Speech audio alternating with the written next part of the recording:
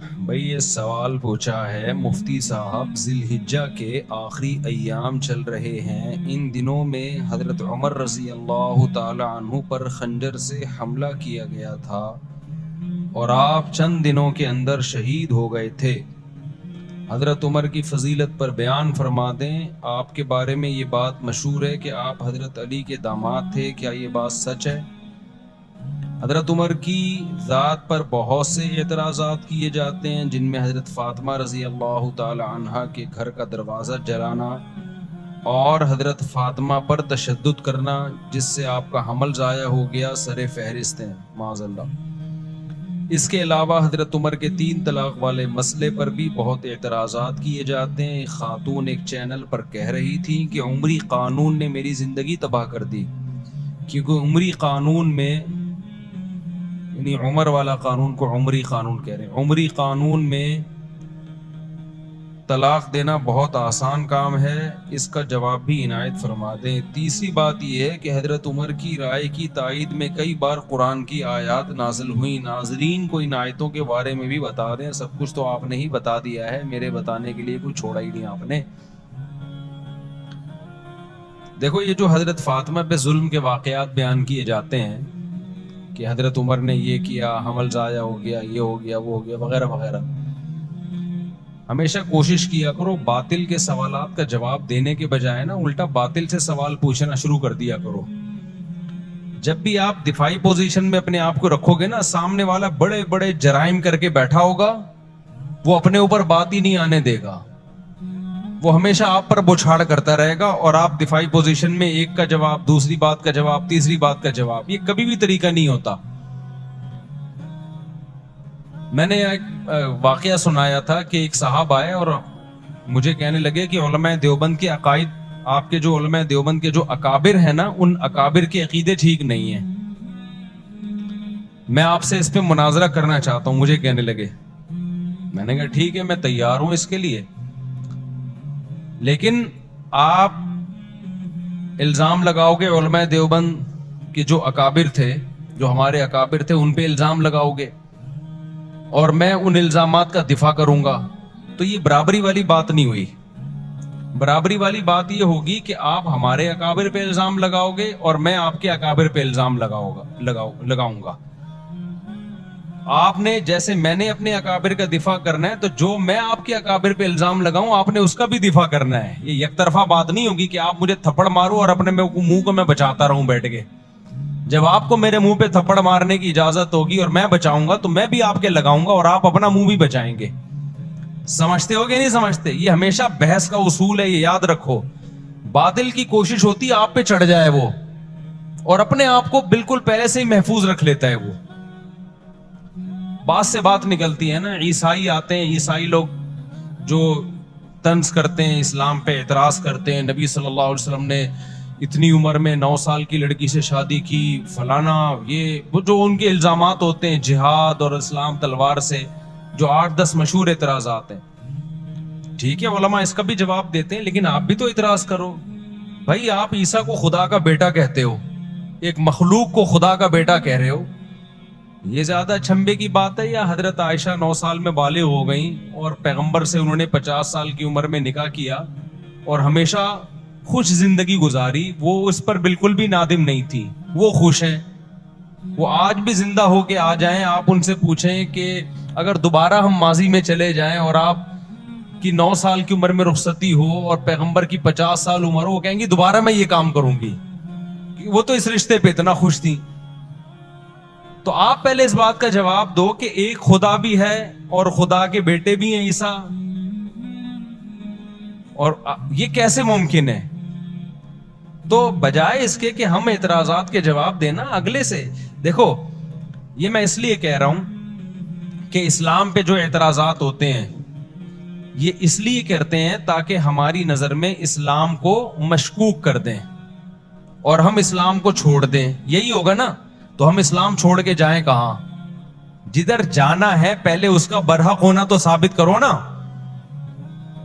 بھائی ایک ڈاکٹر نے آپ کو بتایا یہ بھی نہیں کھانا، یہ بھی نہیں کھانا، اس سے بھی پرہیز، اس سے بھی پرہیز، آپ ڈاکٹر صاحب سے پوچھتے ہو کھانا کیا ہے، پھر ڈاکٹر کہے کچھ بھی نہیں کھانا۔ تو ڈاکٹر صاحب ایسا تو نہیں ہو سکتا, وہ تو یقینی مروں گا پھر میں بھوکا پیاسا. مجھے پہلے یہ بتاؤ یہ چھوڑنا ہے تو اس کے متبادل میں نے کھانا کیا ہے. وہ ڈاکٹر صحیح ڈاکٹر ہوگا, وہ کہے گا بھائی ٹھنڈا پانی مت پیو مگر گرم پی سکتے ہو, کھچڑی مت کھاؤ مگر روٹی کھا سکتے ہو, یا روٹی مت کھاؤ مگر کھچڑی کھا سکتے ہو. تو اسلام پہ جو لوگ اعتراض کرتے ہیں کہ اسلام میں یہ غلط یہ غلط, فرض کر لو تھوڑی دیر کے لیے مان لیا بھائی اسلام غلط ہے, اب کیا کروں میں؟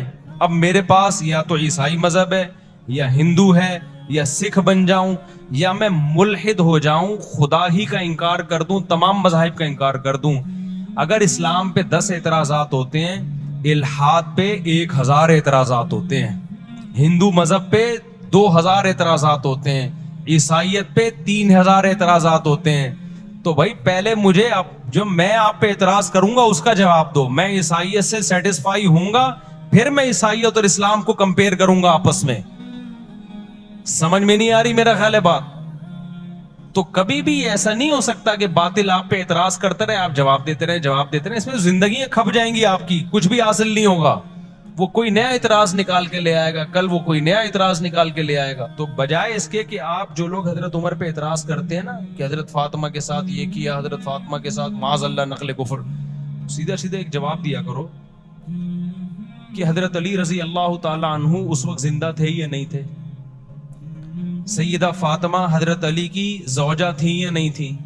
تو آپ نے یہ حضرت عمر پہ اعتراضات کر رہے ہو, ان کو برا بلا معاذ اللہ کہہ رہے ہو, حضرت علی نے کیوں نہیں کیا یہ کام؟ نہیں یہی بات میرا خیال ہے سمجھ. حضرت علی کیوں خاموش تھے کہ ان کی زوجہ کے ساتھ ظلم ہو رہا ہے, معاذ اللہ ان کی زوجہ کو مارا جا رہا ہے جس سے ان کا حمل ضائع ہو رہا ہے, معاذ اللہ میری بیوی کے ساتھ کوئی ایسا کرے میں خاموش رہوں گا؟ آپ ان کے ہاتھ پہ بیعت بھی ہو رہے ہیں, ان کو خلیفہ بھی مان رہے ہیں, اور حضرت عمر اور حضرت علی کے اتنے اچھے تعلقات کہ حضرت عمر جو کمیٹی بنا رہے ہیں 6 آدمیوں کی کہ میرے بعد کون خلیفہ ہوگا, اس میں سیدنا علی کا نام بھی ڈال رہے ہیں. واہ واہ واہ. حضرت علی کی زوجہ کے ساتھ اور پیغمبر کی صاحبزادی, ان سے بڑا کیا رتبہ ہو سکتا ہے, ان کے ساتھ معاذ اللہ ایک شخص اتنا ظلم کر رہا کہ وراثت معاذ اللہ نقل کفر وراثت نہ دے رہا ان کو, ان کا حمل ضائع کر دیا. اور حضرت علی کے اتنے اچھے تعلقات, حضرت علی سے ایک ضعیف روایت نہیں ملتی کہ حضرت عمر پہ انہوں نے طنز کیا ہو یا ان کو ظالم کہا ہو. اتنے اچھے تعلقات کہ عمر حضرت علی کے لیے کو خلیفہ کے لیے نامزد کر رہے ہیں, اور ان کی بیٹی کو نکاح کا پیغام بھیج رہے ہیں. یہ شیعہ کتابوں میں بھی مل جائے گا آپ کو کہ حضرت علی کی بیٹی سے کس کا نکاح ہوا ہے؟ حضرت عمر کا. شروع میں حضرت علی نے نکاح کا پیغام مسترد کر دیا تھا, صرف اس بیس پہ کہ آپ کی عمر زیادہ ہے, اس بیس پہ نہیں کہ آپ ظالم ہیں, آپ نے میری زوجہ کے ساتھ معاذ اللہ اچھا سلوک نہیں کیا, عمر کے ایج ڈیفرنس کی وجہ سے. لیکن عربوں میں ایج ڈیفرنس کو کچھ زیادہ ویلیو نہیں دی جاتی تھی. بعد میں حضرت عمر سے انہوں نے اپنی بیٹی کا نکاح کیا.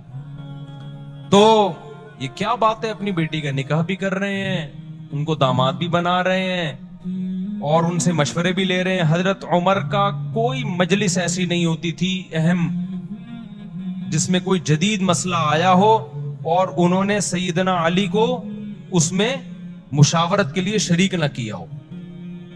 اور حضرت عمر یقینی طور پر حضرت علی کو اپنے بعد نامزد کر دیتے, لیکن حضرت علی کی عمر کی کمی کی وجہ سے, روایات میں ملتا ہے کہ عمر کی کمی کی وجہ سے حضرت علی نے 6 افراد کی کمیٹی بنائی. سمجھتے ہو کہ نہیں سمجھتے؟ تو ہم ان کے آپس میں تعلقات دیکھتے ہیں, کوئی ان میں نفرت نہیں تھی, ایک دوسرے کی تعریفیں, ایک دوسرے سے محبتیں. لیکن آج لوگ مدعی سست اور گواہ چست بنے ہوئے. تو باقی یہ کہ انہوں نے جو سوال کیا ہے کہ حضرت عمر کے 3 طلاق والے مسئلے پر, وہ یہ میں نے جمعے میں بھی اس پر بیان کیا تھا. ایک خاتون کا کلپ وائرل ہو رہا ہے, وہ کسی اسکالر کو مذہبی اسکالر کو انٹرویو دے رہی ہیں کہ عمر, یہ جو اہل حدیث حضرات کہتے ہیں نا حضرت عمر نے 3 طلاق کو 3 قرار دیا, نبی کے دور میں تو 1 ہوتی تھی, حضرت عمر نے کیا کر دیا, 3 طلاق کا قانون بنا دیا. تو میں نے تو خود اہل حدیثوں کی تحریریں پڑھی ہیں اس بارے میں کہ انہوں نے گھر اجاڑ دیا لوگوں کا, یہ کر دیا حنفیوں نے حالانکہ اگر گھر اجاڑنا ہے تو پھر تو حضرت عمر نے کیا. اور شیعہ صاف لفظوں میں کہتے ہیں یہ گھر اجاڑنے کا کام کس نے کیا؟ حضرت عمر نے. اہل حدیث صاف لفظوں میں نہیں کہتے کیونکہ ان کو پتا ہے کہ عمر کی محبت ہے لوگوں کے دلوں میں, وہ حنفیوں پہ ڈال دیتے ہیں. میں نے خود اہل حدیث کا فتویٰ پڑھا ہے کہ انہوں نے 3 طلاق کو ایک قرار دیا اور نیچے لکھا کہ قرآن و سنت میں 3 ایک ہوتی ہیں اور حنفی علماء کو اجازت نہیں ہے لوگوں کا گھر اجاڑیں وہ. حالانکہ یہ کام پہلے قرآن نے کیا, پھر پیغمبر نے کیا, پھر ابو بکر نے کیا, پھر عمر نے کیا, پھر عثمان نے کیا, پھر علی نے کیا, پھر چاروں اماموں نے کیا, تمام صحابہ نے کیا, تمام تابعین نے کیا. 7ویں صدی ہجری میں ابن تیمیہ رحمۃ اللہ علیہ کا ایک تفرد تھا, انہوں نے کہا نہیں 3 ایک ہوتی ہے. 700 سال تک امت میں اہل سنت میں آپ کو ایک فتویٰ بھی نظر نہیں آئے گا کہ جس نے 3 طلاق کو ایک کہا ہو. 7ویں صدی میں ابن تیمیہ نے کیا, ابن تیمیہ رحمۃ اللہ علیہ نے. پھر ان کے شاگرد نے بھی اپنے استاذ کی رائے کو فالو کیا, ابن قیم نے. پھر ابن قیم کے شاگرد ابن رجب حنبلی, انہوں نے بھی اپنے استاذ کو فالو کیا. لیکن آخر عمر میں ابن رجب نے رجوع کر لیا اور یہ سخت الفاظ کہے وَعَلَمْ أَنَّهُ لَمْ يَثْبُتْ عن أحد من الصحابة ولا من التابعين ولا من أئمة السلف المعتد بقولهم في الفتاوى في الحلال والحرام شيء صريح أن الطلاق بعد الدخول يحسب واحدة إذا سبق بلفظ واحد. کہ انہوں نے کہا کہ کسی ایک حدیث میں بھی ہمیں نہیں ملتا, کسی ایک صحابی سے بھی نہیں ملتا, کسی ایک تابعی سے بھی نہیں ملتا کہ رخصتی کے بعد 3 کو کسی نے ایک قرار دیا ہو. صاف لفظوں میں رجوع کیا کہ میرے استاذ ابن قیم اور ان کے استاذ ابن تیمیہ اس مسئلے میں واضح غلطی پر ہیں, کوئی حیثیت نہیں ہے. رجوع کر لیا انہوں نے. اس کے بعد فقہ حنبلی میں, چونکہ یہ حنبلی تھے ابن تیمیہ بھی, ابن قیم بھی اور ابن رجب بھی, اس کے بعد فقہ حنبلی میں یہ 3 طلاق کو ایک کہنا ختم ہو گیا. آئی بات سمجھ میں؟ فقہ حنبلی میں بھی اتفاق ہو گیا 3 کتنی ہے بھائی, 3 ہی ہوتی ہیں, کیونکہ یہ سب حنبلی مذہب کے بڑے بڑے ائمہ تھے. صدیوں یہ مسئلہ اسی طرح چلتا رہا. پوری امت میں 3 طلاقیں 3 ہوتی ہیں, 3 ہوتی ہیں, 3 ہوتی ہیں, یہاں تک کہ پھر شیخ بن باز جو سعودی عرب کے مفتی اعظم ہیں, جن کا تقریباً 15-20 سال پہلے انتقال ہوا, انہوں نے پھر ایک نئی رائے قائم کی کہ 3 کتنی ہوتی ہیں, 1 ہوتی. جب انہوں نے رائے قائم کی, ان کے استاذوں نے ان کی مخالفت کی. بن باز سے طلاق کے معاملے میں فتویٰ لینا جائز نہیں ہے. میرے پاس میں نے نیٹ سے پوری عبارتیں نکالی تھی, ان کے استاذوں نے رد کیا کہ بن باز کا فتویٰ 3 طلاق کے معاملے میں اس سے بیوی حلال نہیں ہوگی, اجماعی مسئلہ ہے. لیکن شیخ بن باز تھے, بڑی حیثیت تھی ان کی, تھے پرہیزگار آدمی کو, لیکن ایک آدمی کی غلطی کو آپ پوری امت پہ کیسے تھوپ رہے ہو بھائی؟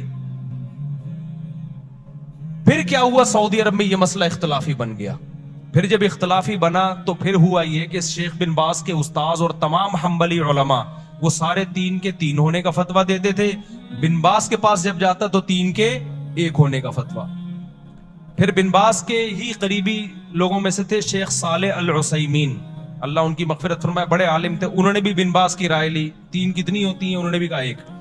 اب سعودی عرب میں پھڈا ہو گیا. پھر کیا ہوا, 80 کی دہائی یا 90 کی دہائی میں سعودی حکومت نے ایک سرکولر جاری کیا کہ 3 طلاق کے مسئلے پر تمام علماء مل کے بیٹھیں اور دلائل سے اس مسئلے کو نمٹائیں. کوئی یہ فتویٰ دے رہا ہے, کوئی وہ فتویٰ دے رہا ہے. تو پوری بحث ہوئی اس پہ.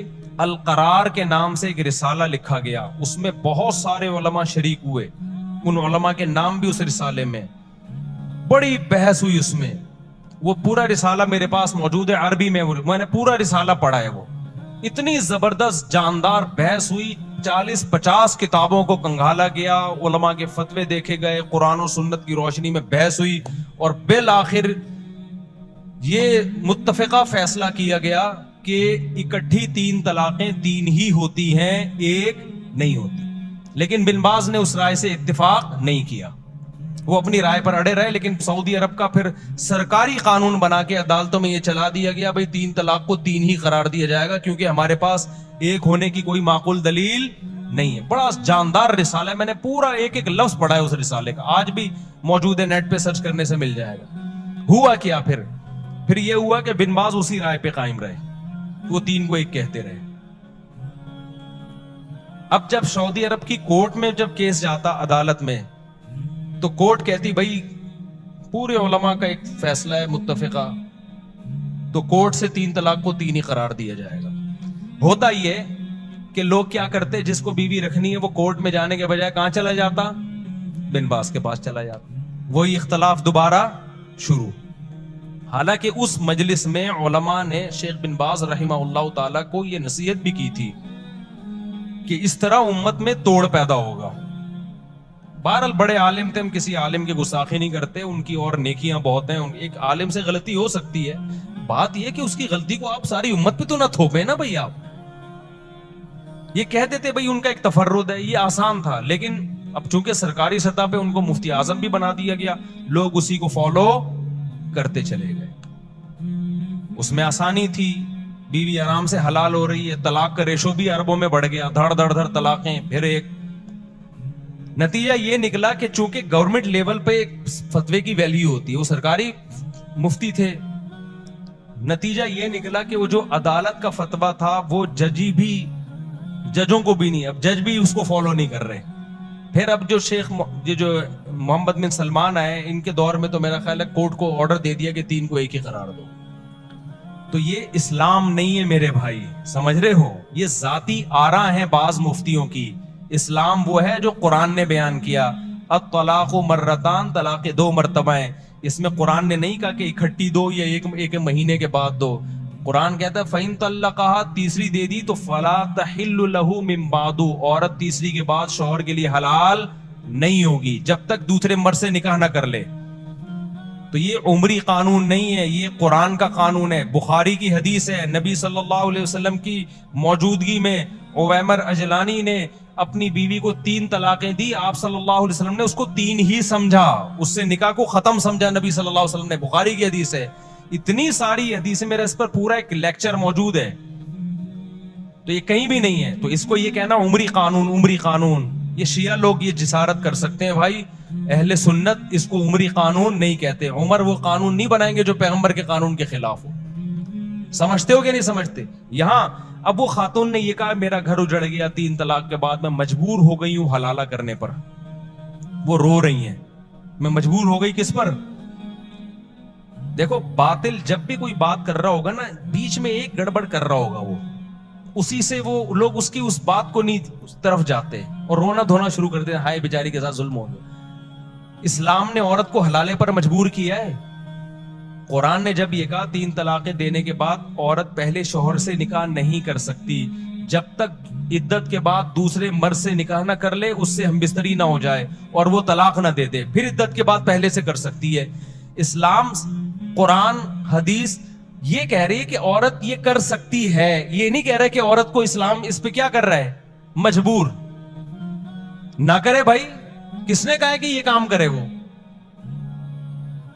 یعنی ایسا ہوتا نا، مرد نے 3 طلاقیں دی ہوتی، پھر ہم جا کے عورت کی کنپٹی پہ بندوق رکھتے، اب تو دوسرے مرد سے نکاح کر، نہیں کرے گی گولی سے اڑا دیں گے ہم، تو یہ دائرہ اسلام سے خارج ہو جائے گی. تو اب تو اس کے ساتھ ریلیشن بھی، فزیکل ریلیشن بھی قائم کر، نہیں کیا ٹھا گولی سے اڑا دیں گے ہم تجھے.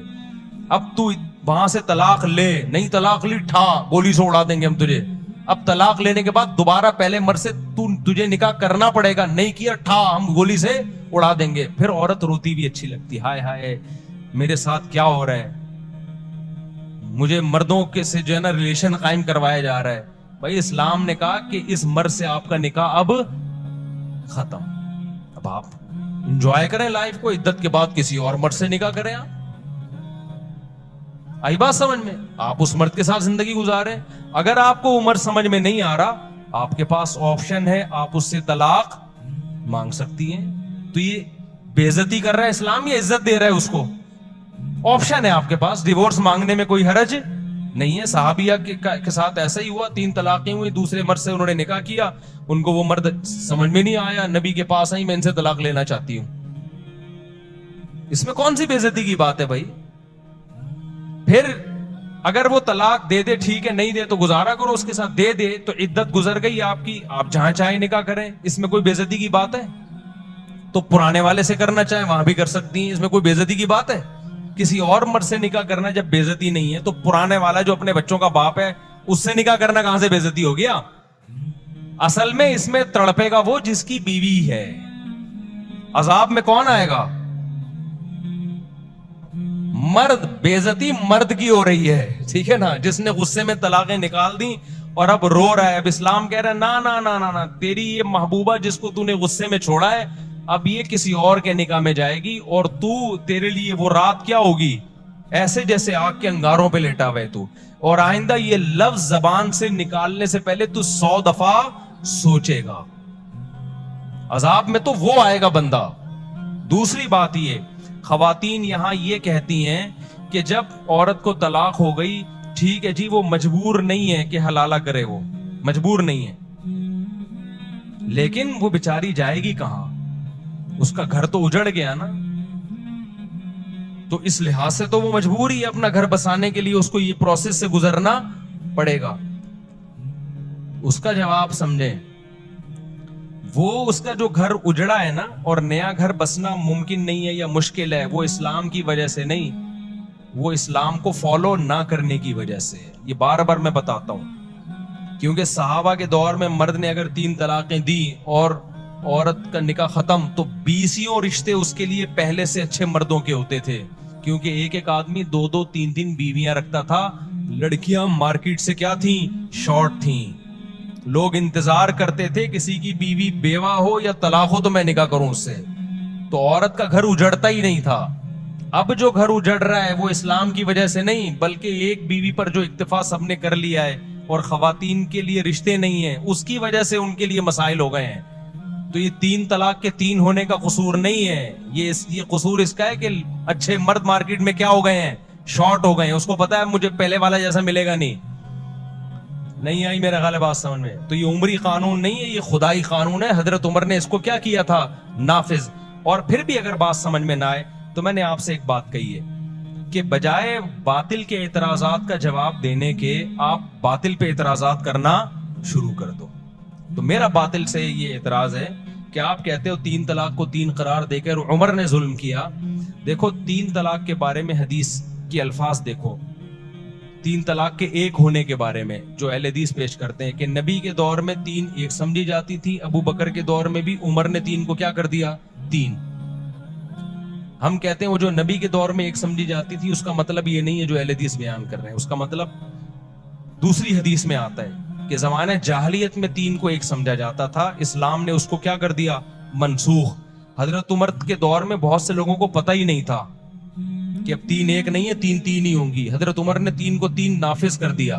تو بہت سے لوگ سمجھے یہ کام کون کر رہا ہے, عمر کر رہے ہیں. اس کی مثال ایسے ہے جیسے صحیح مسلم ہی کی حدیث ہے کہ نبی کے دور میں ہم متا کیا کرتے تھے, جابر بن عبداللہ کہہ رہے ہیں رضی اللہ عنہ. ابو بکر کے دور میں بھی ہم متا کیا کرتے تھے, عمر نے متا پہ کیا لگا دی, پابندی لگا دی. ہم اس کا جواب کیا دیتے ہیں, بھائی متا تو نبی کے دور میں حرام ہو گیا تھا, ابو بکر کے دور میں بھی حرام تھا. عمر نے جو پابندی لگائی تو وہ جو کام نبی کے دور میں حرام ہو گیا تھا عمر نے اس کو نافذ کر دیا. لیکن نبی کے دور میں جب متا حرام ہوا تو سب کو پتہ نہیں تھا کہ حرام ہے, وہ جائز سمجھ کے کر رہے تھے. ابو بکر کے دور میں بھی کرتے رہے کیونکہ اس خبر پھیلی نہیں تھی اس حرام ہونے کی. حضرت عمر نے لا بنا دی, اب جو متا کرے گا وہی سزا دوں گا جو زانی کو دیتا ہوں میں. اس قانون کی وجہ سے سب کو پتہ چل گیا متا حرام ہے, تو نسبت کس کی طرف کر دی, عمر کی طرف. تو اسی طرح 3 طلاق 3 ہو چکی تھی نبی کے دور میں, پتہ نہیں تھا لوگوں کو. اب سمجھو کہ جو یہ کہتا ہے نا کہ عمر نے ہمارے گھر اجاڑے ہیں, معاذ اللہ 3 طلاق کو 3 قرار دے کے, آپ اس سے اعتراض کیا کرو کہ اگر 3 طلاقیں نبی کے دور میں 1 تھیں اس حدیث کی وجہ سے کہ عمر نے 3 کو 3 قرار دیا ہے, تو متا بھی کس نے حرام قرار دیا ہے, پھر عمر نے. لہذا آپ اگر عمر کو نہیں مانتے تو متا جیسی بےغیرتی کو بھی آپ کو ماننا بولو پڑے گا پھر آپ اسی جیسی حدیث کی وجہ سے. اور اگر آپ جواب میں کہتے ہو کہ نہیں متا تو نبی کے دور میں حرام ہو چکا تھا, تو ہم آپ کو یہ بھی دلیلیں دیں گے کہ 3 طلاقیں بھی نبی کے دور میں 3 ہو چکی تھیں. تو اب جو لوگ حضرت عمر پہ اعتراض کر رہے ہیں نا کہ عورتیں کہہ رہی ہیں, اب یہ میں اس خاتون کی طرف آتا ہوں کہ جو کہہ رہی ہے کہ عمر نے 3 کو 3 قرار دے کے میرا گھر اجاڑ دیا. او بھائی عمر نے متا کو حرام قرار دے کے آپ کا گھر بچا لیا ہے بہت ساری عورتوں کا, کیونکہ عورت کبھی نہیں چاہتی کہ میرا میاں متا کرتا پھرے. وہ کیا خیال ہے؟ جس عورت کو پتا چلے میرا میاں 20 عورتوں سے متا کر چکا ہے, اس کا گھر بسے گا؟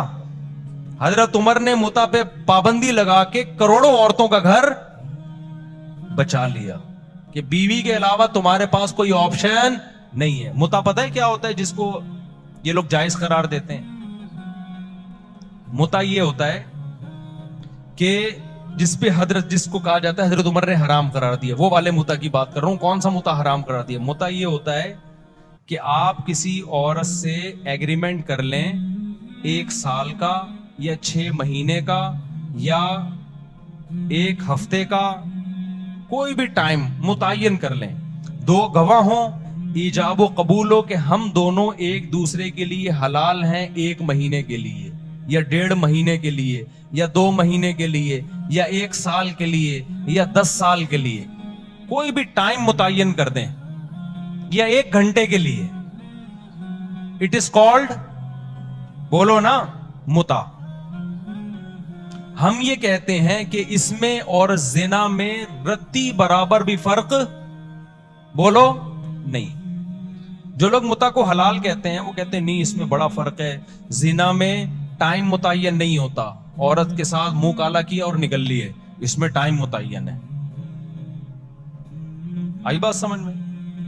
زنا میں گواہ نہیں ہوتے, اس میں کیا ہے؟ گواہ ہیں. یہ کوئی فرق نہیں. اچھا, کہتے ہیں زنا میں جو اولاد ہوگی حلالی نہیں ہوگی, جبکہ متا سے جو اولاد ہوگی حلالی ہوگی. اور بھائی یہ فرق نہیں ہے, یہ آپ نے زنا پہ ایک خوبصورت یعنی آپ گواہ بنا کے زنا کر رہے ہیں, ٹھیک ہے نا. اس کا مطلب ہے جب کسی عورت سے زنا کرنا ہو تو 2 بندوں کو گواہ بنا لو اور ٹائم متعین کر لو 1 گھنٹے کا.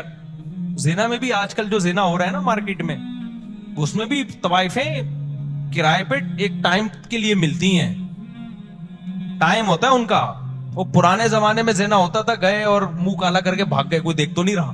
ابھی جو ہوٹلوں میں لوگ بتاتے ہیں نا جو برائیاں کرتے ہیں کہ باقاعدہ ٹائم ہوتا ہے طوائف کا کہ اتنے ٹائم تک آپ کے ساتھ رہے گی وہ, تو ٹائم بھی ہو گیا. 2 گواہ بتا دو, وسیم اور غفار کو, اپنے دوستوں کو بتا دو آج میں طوائف سے منہ کالا کرنے جا رہا ہوں. کوئی فرق نہیں ہے بھائی. نکاح میں بڑا فرق یہ ہوتا ہے کہ نکاح ہمیشہ کے لیے ہوتا ہے. طلاق کیا ہے؟ ایک عارضہ ہے کہ آپ نے ہمیشہ کے لیے رہنے کا ارادہ کیا تھا, بیچ میں آپ نے اس کو کیا کر دیا؟ ڈسکنیکٹ کر دی, اس رشتے کو توڑ دیا کسی بھی وجہ سے آپ نے. تبھی نکاح میں اگر یہ شرط لگا دی جائے نا کہ میں اس سے نکاح کر رہا ہوں 2 مہینے کے لیے, تو نکاح کیا ہو جائے گا؟ کلعدم, وہ نکاح نہیں ہوگا. نکاح میں یہ شرط لگانا ہی ناجائز ہے. آپ نے نیت بھی کر لی نا کہ میں اس بیوی کو 1 مہینے بعد چھوڑ دوں گا, آپ یہ شرط نہیں لگا سکتے. آپ شرط لگا دی تو وہ ختم, وہ نکاح نہیں رہے گا, وہ متا بن جائے گا. نہیں آئی میرا خیال ہے بات سمجھ میں؟ تو متا حرام ہے بھائی, زنا اور متا میں کوئی فرق نہیں. اب آپ مجھے بات بتاؤ, اگر حضرت عمر متا کو حرام نہ کرتے, آج بہت سارے مرد متے کر رہے ہوتے کہ نہیں کر رہے ہوتے؟ ان کے گھر بس جاتے. اور پہ حلال زنا میں تو آج جب مرد زنا کرتا ہے نا تو گھر نہیں بستا, بیوی طلاقیں لے کے چلی جاتی ہیں, جبکہ وہ زنا کو برا سمجھ رہا ہوتا ہے, بیوی سے سوری کر رہا ہوتا ہے, بیگم آئندہ نہیں کروں گا, غلطی ہو گئی. متا جس پہ عمر نے پابندی لگا کے عورتوں کے پر بڑا احسان کیا, ان کے گھر بسا لیے, وہ جب متا لوگ کرتے تو پکڑے جاتے تو بیگم سے کہتے بیگم حلال ہے. جیسے میں دوسری شادی کے بعد پکڑا گیا تھا تو میں نے کیا کہا تھا؟ حلال ہے یہ, لیکن شادی تھی نا وہ. تو جو متا کرتے ہوئے پکڑا جائے گا وہ کیا کہے گا؟ بھائی برا تھوڑی ہے, پابندی کس نے لگائی ہے؟ عمر نے. دیکھو صحیح مسلم کی حدیث ہے, نبی کے دور میں بھی ہوتا تھا, ابو بکر کے دور میں بھی ہوتا تھا, پابندی کس نے لگا دی؟ عمر نے.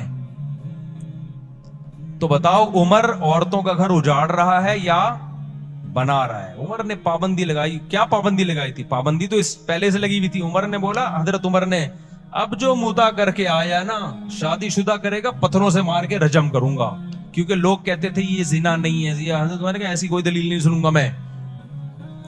نہیں یہ بات میرا خیال ہے سمجھ میں. انہوں نے بولا کہ رجم کروں گا, پتھروں سے ماروں گا میں. یہ دلیل نہیں ہے کہ جی یہ گود گواہوں کی موجودگی میں ایجاب و قبول ہو رہا ہے. تو جو لوگ کہتے ہیں کہ متا حلال ہے تو انہوں نے عورتوں کا گھر کیا کر دیا؟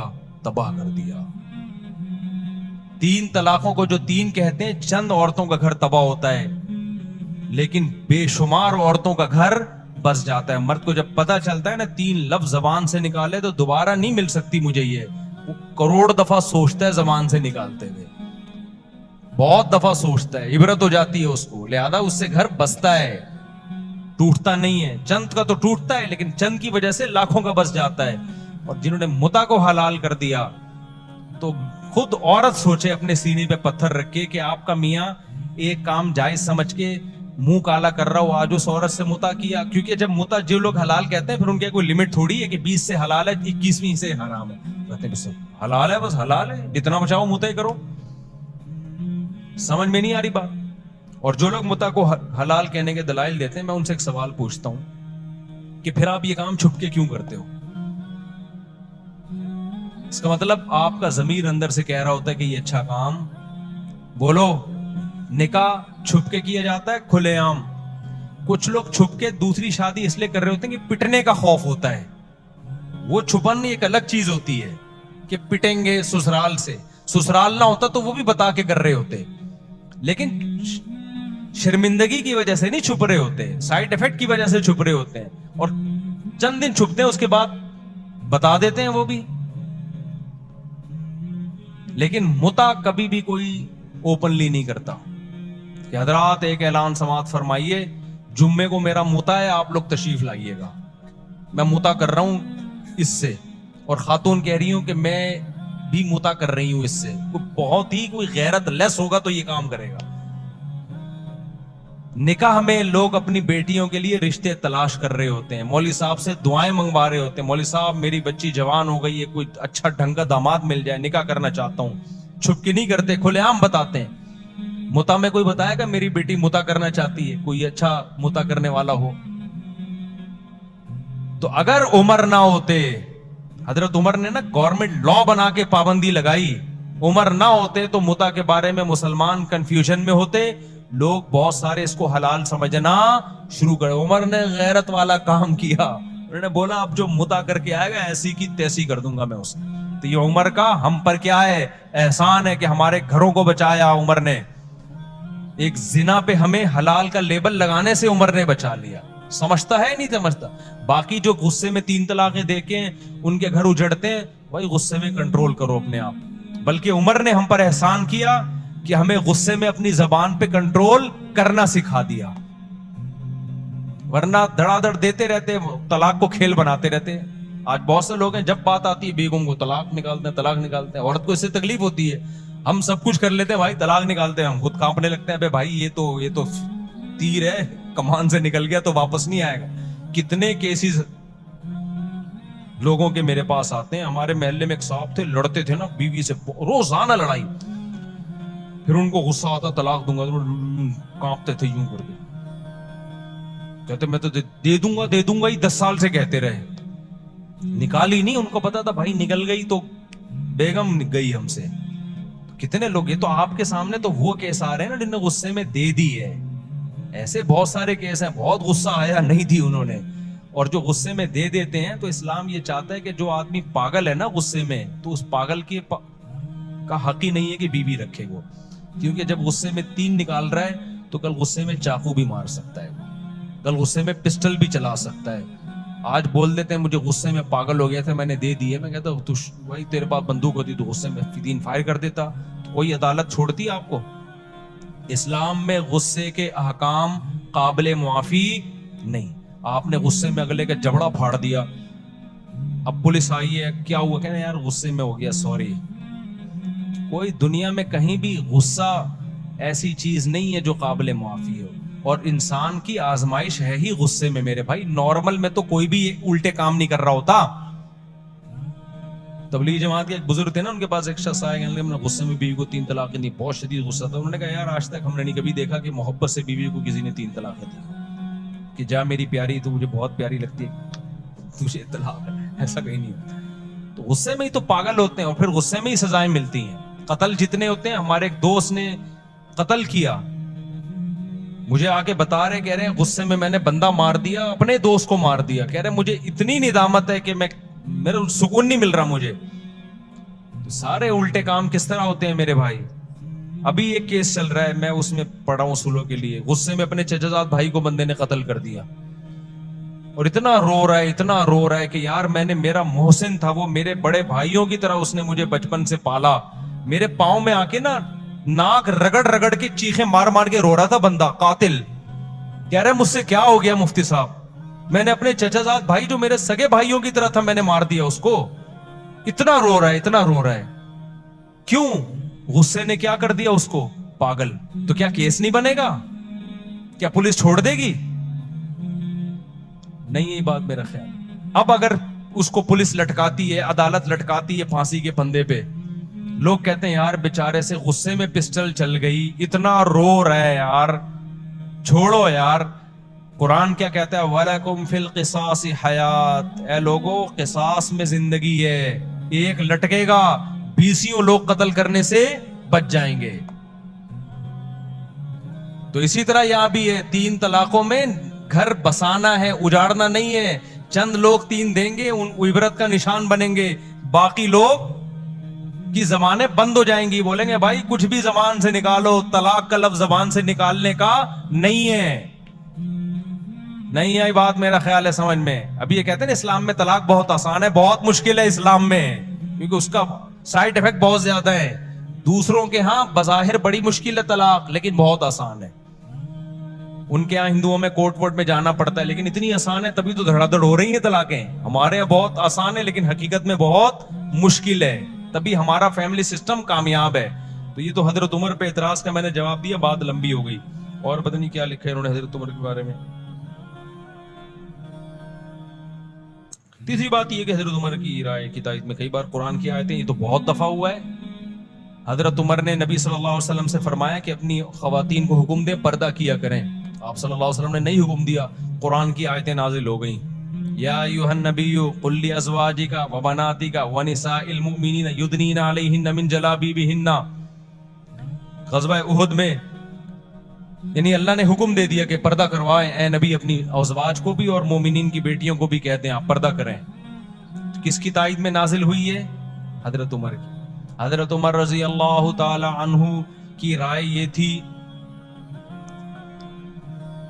ایک اور مثال تھی بڑی زبردست, میرے ذہن سے نکل گئی, وہ بہت زبردست مثال تھی. حضرت عمر کا ایک مشورہ تھا, ہاں جنگی قیدیوں کے بارے میں. جب بدر میں قیدی آئے نا تو حضرت عمر نے حکم دیا ہر شخص اپنے رشتہ دار کی گردن اڑا دے. نبی صلی اللہ علیہ وسلم نے کہا کہ نہیں, فدیہ لے کے چھوڑ دیں ہم ان کو. قرآن کی آیتیں نازل ہوئیں. نہیں یہ تو الگ آیت ہے, حرمت علیکم امہاتکم, اس سے کوئی تعلق نہیں. ٹھیک ہے, لولا کتاب من اللہ سبق لمسکم فیما اخذتم فیہ عذاب عظیم. اے ایمان والو, تم نے جو ان قیدیوں کو فدیہ لے کے چھوڑ دیا, اللہ نے پہلے سے مقدر میں اگر یہ نہ لکھا ہوتا نا کہ تمہیں ہلاک نہیں کرنا, تو یہ اتنا بڑا جرم ہوا ہے کہ اللہ تمہیں ہلاک کر دیتا. ان قیدیوں کو چھوڑا کیوں؟ یہ تو اتنی بڑے اسلام کے دشمن تھے. تو کس کی رائے صحیح ہوئی؟ حضرت عمر کی, ان کی رائے میں. اور حدیث میں آتا ہے کہ شیطان عمر کو دیکھ کے اپنا راستہ بدل لیتا ہے. بخاری کی حدیث ہے, رسول اللہ صلی اللہ علیہ وسلم نے فرمایا میں نے خواب میں دیکھا کہ ابو بکر نے ایک ڈول نکالا, اس میں کمزوری تھی.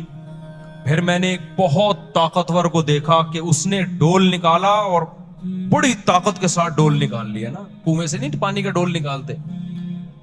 تو آپ نے فرمایا اس خواب کی تعبیر کیا ہے عمر, یعنی ان کے دور میں جو نظام چلے گا نا طاقت اور قوت کے ساتھ چلے گا. غیر مسلم اس بات کا اعتراف کرتے کہ اسلامی تاریخ میں عمر جیسا دور نہیں آیا. ایسا خاندانی دور تھا نا حضرت عمر کا, کوئی اختلاف نہیں. اور کتنے آپ نے, اچھا جرمنی میں نا ابھی بھی عمر لا کے نام سے, عمر لا کے نام سے وہاں کی یونیورسٹی میں پڑھایا جاتا ہے, اس کو کہتے ہی عمر لا ہے. میں پہلے اس بات کو یقین نہیں کرتا, میں گیا تو پتا چلا ایسا ہے حقیقت میں. یہ جو انسانی فلاح و بہبود کے قوانین انہوں نے وضع کیے نا بہت سے یورپین کنٹریز نے، یہ حضرت عمر سے لیے انہوں نے. اس کا نام بھی اب تک انہوں نے عمر لا رکھا ہوا ہے. نہیں آئی میرے خیال بات سمجھ میں؟ تو غیر آپ کے خلیفہ عادل کے عادل ہونے اور اس کی فضیلت کی گواہی دے رہا ہے، اور یہاں بعض لوگ جو اپنے آپ کو اسلام کی طرف منسوب کرتے ہیں وہ عمر کو برا بلا کہہ رہے ہیں، معاذ اللہ. حضرت عمر کو اسلامی تاریخ سے نکال دو تو کیا بچے گا بھائی آپ کے پاس؟ ایک ہی تو دور تھا جس میں اسلامی سلطنت 22 لاکھ مربع میل پہ پھیلی ہے، اور کسی میں مجال نہیں تھی کہ کوئی سر اٹھا کے بات کر سکے.